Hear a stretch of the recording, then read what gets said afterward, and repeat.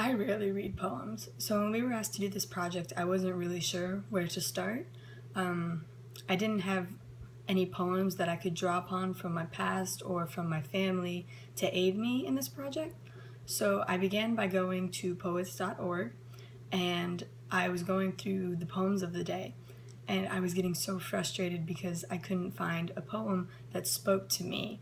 And I stumbled upon Ada Limon's Instructions on Not Giving Up. And I read the poem once and I was enraptured. And I read it again and I got the same feeling. And I read it 15 times and it struck the same chord within me each time. And so I chose it. Here's Ada Limon's Instructions on Not Giving Up. More than the fuchsia funnels breaking out of the crabapple tree, more than the neighbor's almost obscene display of cherry limbs shoving their cotton candy-colored blossoms to the slate sky of spring rains, it's the greening of the trees that really gets to me.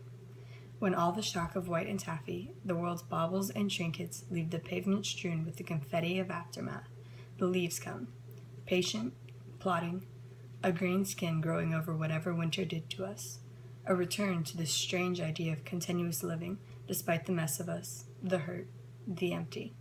Fine then, I'll take it, the tree seems to say, a new slick leaf unfurling like a fist to an open palm. I'll take it all. So, the first thing I noticed about this poem was that it is a conceit or an extended metaphor. So, the tree is a human, and my first impression of the poem was that the seasons represented different periods of life. And I thought this because I read the first few lines and it would say the fuchsia funnels, the cotton candy-colored blossoms. And it's talking about spring flowers, which are colorful, bright, and would signify the happy times in life. And I kept going through the poem, and when she said, it's the greening of the trees that really gets to me, when all the shock of white and taffy, the world's baubles and trinkets leave, the pavement strewn with the confetti of aftermath, the leaves come. I started thinking of spring differently. So I began to relate it to my tragedy, my father's death, and my perceptions of the seasons changed. And so winter was obviously the tragedy. It's always the sad time. And I began to see the spring as the time of shock, the period of shock following right after the tragedy.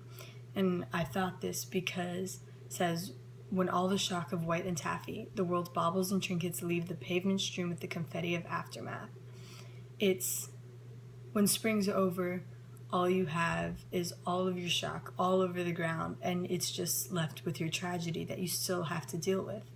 And that's when summer comes in, and summer became the time of healing. It's when a green skin growing over whatever winter did to us. It's like a scab, and it's a sign of healing. And it becomes the time where one learns to live again, even though they're hurt. And I can only imagine why Ada Limon likes the greening of the trees as much as she does. But for me, it's because it's where true strength is shown. It's where you look at the world and you tell them that you're going to do just as well, that you're going to succeed just as much, because no matter what happens, you'll take it.